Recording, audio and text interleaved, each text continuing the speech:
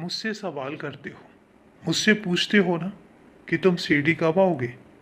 तो मैं आज तुम्हें सीढ़ी का रहस्य ही बता देता हूँ। तुम सीढ़ी आओगे, बहुत जल्दी आओगे, लेकिन उससे पहले मेरी एक बात सुन लो। तुम्हें समझ आ जाएगा कि सीढ़ी आना और ना आना दोनों में क्या फ़र्क है।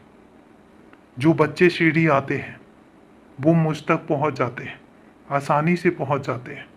मेरे दरबार में आते हैं, मेरे दर्शन करते हैं और दर्शन करके वो लुप्त हो जाते हैं मेरी मूर्ति में, मेरी छवि में, और वो खो जाते हैं और उन्हें ऐसा लगता है कि उन्होंने दुनिया में सब कुछ पा लिया।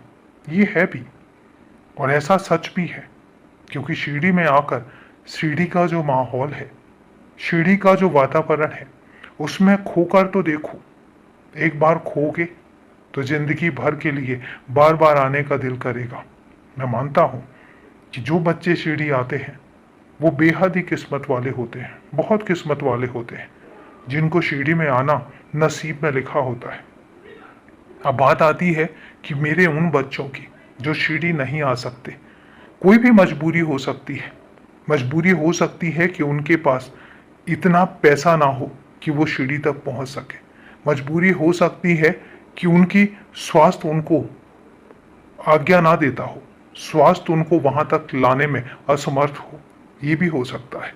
लेकिन एक बात तुम्हें बताता हूँ कि मेरे जो बच्चे सीढ़ी नहीं आ पाते, लेकिन उनके मन में सीढ़ी आने की लालसा होती है, तो तुम्हें पता है मैं उन तक पहुंचता हूँ, मैं उनके पास पहुंचता हूँ, मैं उनके मन में जाकर बसता हूँ और हमेशा के लिए उनके साथ, उनके पास और उनके आस पास रहता हूँ।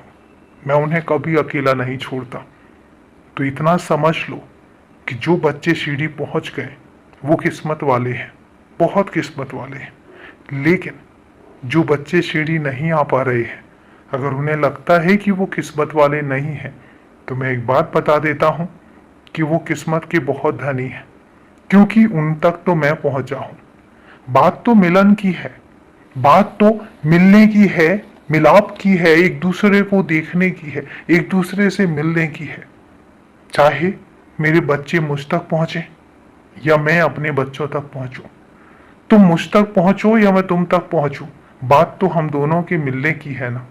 कहीं भी मिलो, सीढ़ी में मिलो या तुम्हारे घर पर मिलो या कहीं भी मिलो, लेकिन मैं तुमसे मिलता रहूंगा। एक बात याद रखना, मैं तुम्हें अकेला छोड़ ही नहीं सकता, क्योंकि तुम मेरे बच्चे हो और माता पिता कभी अपने बच्चे को अकेला नहीं छोड़ते। इसलिए कभी अपने आप को अकेला महसूस भी मत करना। खुश रहो, हमेशा खुश रहो और हमेशा मुस्कुराते रहो।